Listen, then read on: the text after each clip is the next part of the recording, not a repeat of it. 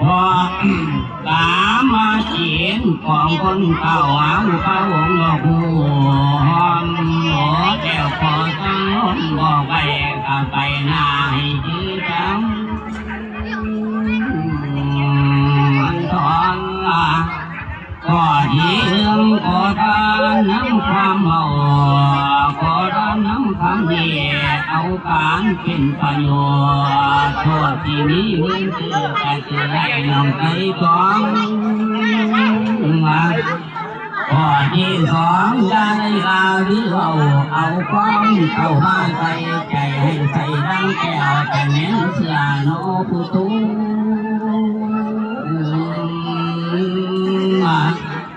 ข้อที่สามของแนวเฮาดีไว้ทางไปมีลานเสือก็ตามของได้หาได้หายก็มาเข้าลำแถว